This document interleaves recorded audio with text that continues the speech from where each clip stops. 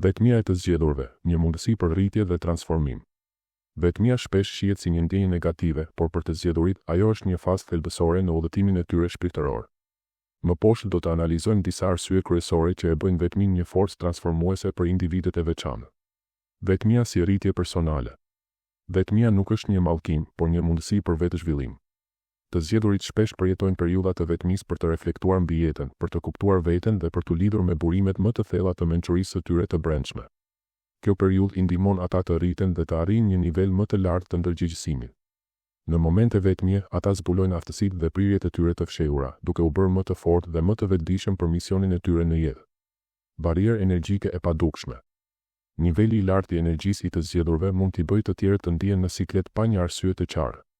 Energjia e tyre e fortë dhe vibracionet e larta shpesh krijojnë një distancë mes tyre dhe njerëzve që nuk janë në të njëjtin nivel vibracional, duke i bërë ata të duken të izoluar. Kjo mund të jetë sfiduese, pasi të zgjedhurit mund të ndihen të keqkuptuar ose të përjashtuar, por në të vërtetë, kjo është një shenjë se ata janë në rrugën e duhur. Kërkimi i thellësisë në marrëdhënie. Të zgjedhurit nuk kënaqen me biseda sipërfaqësore dhe kërkojnë lidhje autentike. Ata dëshirojnë të ndajnë ide të thella dhe kuptimplota, duke shmangur bisedat e zakonshme dhe të cekta. Kjo shpesh largon ata që nuk janë të gatshëm për një thellësi të tillë në marrëdhënie. Njerëzit me të cilët ata ndihen më rehat janë ata që kanë të njëjtën ndjeshmëri dhe thellësi shpirtërore. Kjo është arsyeja pse të zgjedhurit shpesh kanë pak miq, por shumë domethënës. Shërimi i brendshëm dhe izolimi. Vetmia është një hap i rëndësishëm për të përballuar traumat e së kaluarës dhe për të arritur një nivel më të lartë të rritjes shpirtërore. Kjo kohë e izolimit u jep të zgjedhurve hapësirën e nevojshme për të shëruar, për të rregulluar plagët emocionale dhe për të krijuar marrëdhënie më të ekuilibruara në të ardhmen. Vetmia u mundson atyre të reflektojnë mbi përvojat e tyre dhe të punojnë me veten në një nivel më të thellë. Shërimi shpirtëror dhe emocional i ndihmon të çlirohen nga bagazhet e së kaluarës dhe të ecin përpara me një mendje dhe zemër më të hapur. Pabalancimi në marrëdhënie. Energjia e fortë e të zgjedhurve shpesh tërheq njerëz që marrin pa vend, duke krijuar marrëdhënie të lodhshme. Shpesh të zgjedhurit ndihen të raskapitur nga marrëdhëniet që nuk janë reciproke dhe duhet të mësojnë të vendosin kufi për të mbrojtur energjinë e tyre. Ata duhet të kuptojnë se nuk është detyra e tyre të shërojnë të gjithë dhe se është e rëndësishme të zgjedhin me kujdes me këndajnë kohën dhe energjinë e tyre.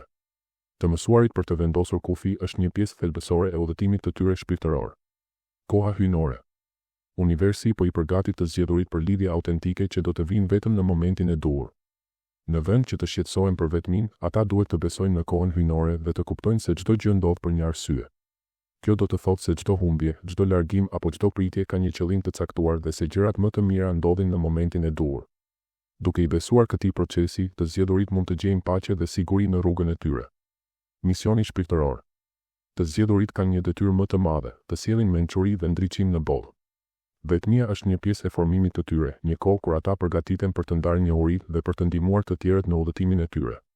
Ata shpesh ndihen ndryshe nga shumica e njerëzve sepse janë krijuar për një qëllim të veçantë. Udhëtimi i tyre nuk është i lehtë, por është i mbushur me kuptim dhe vlerë. Përmes përvojave të tyre, ata frymëzojnë të tjerët dhe u tregojnë rrugën drejt vetëdijes dhe ndriçimit. Analizë me shifra. Në këtë analizë kemi përmendur 7 arsye kryesore që shpjegojnë pse vetmia është një fazë thelbësore për të zgjedhurit.